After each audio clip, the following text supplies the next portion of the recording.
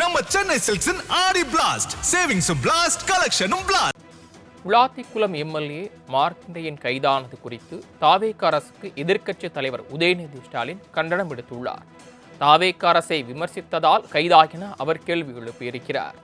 தாவேக அரசை விமர்சித்தால் கைதாகின உதயநிதி ஸ்டாலின் கண்டனம் விடுத்திருக்கிறார்.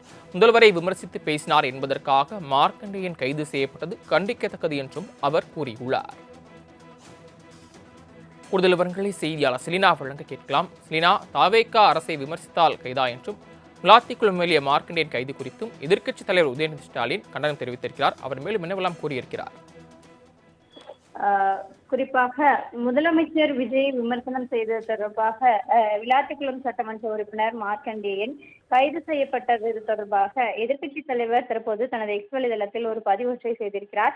அது குறிப்பாக விளாத்திக்குளம் சட்டமன்ற உறுப்பினர் மார்க்கண்டேயன் பொதுக்கூட்டத்தில் முதலமைச்சரை விமர்சித்து பேசினார் என்று கைது செய்துள்ள சோஃபா மாடல் அரசை வன்மையாக கண்டிக்கிறேன் என்றும், தூத்துக்குடி மாவட்டத்தில் ஏற்கனவே முன்னாள் அமைச்சர் அனிதா ராதாகிருஷ்ணன் கைது செய்யப்பட்டு ஒரே நாளில் நீதிமன்றம் விடுவிக்கப்பட்ட நிலையில் இன்று சட்டமன்ற உறுப்பினர் மார்க்கண்டேயன் கைது செய்து இருப்பதாகவும், பொதுக்கூட்டத்தில் பேசினார் என்பதற்காக மக்கள் பிரதிநிதி என்று பார்க்காமல் காலை 6 மணிக்கே காவல்துறையை வீட்டுக்கு அனுப்பி கைது செய்து விசாரணை என்ற பெயரில் எஸ்பி அலுவலகத்தில் அடைத்து வைத்து இருப்பது உச்சபட்ச அடக்குமுறை எனவும், இதுவே தூத்துக்குடி மாவட்டத்தில் கூட்டு பாலியல் வன்கொடுமையால் பாதிக்கப்பட்ட பெண்ணையே குற்றச்சாட்டப்பட்ட தாவேக எம்எல்ஏ கைது எதுவும் செய்யப்படாமல் லாரி டயர்கள் ஆய்வு செய்து கொண்டு இருப்பதாகவும், இந்த சூழலில் சட்டமன்ற உறுப்பினர் மட்டும் குறிவைத்து காவல்துறை கைது செய்கிறது என்று கேட்கப்பட்டிருக்கிறது.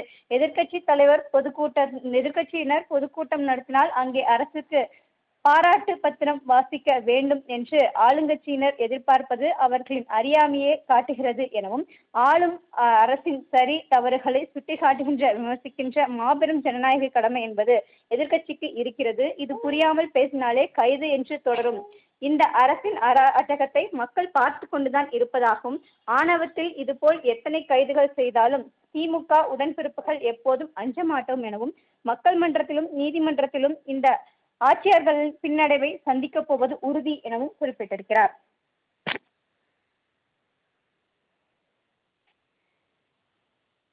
தாங்கள் வழங்கிய தகவல்களுக்கு நன்றி செலினா. நம்ம சென்னை சில்க்ஸின் ஆடி பிளாஸ்ட் சேவிங்ஸும் பிளாஸ்ட் கலெக்ஷனும் பிளாஸ்ட்.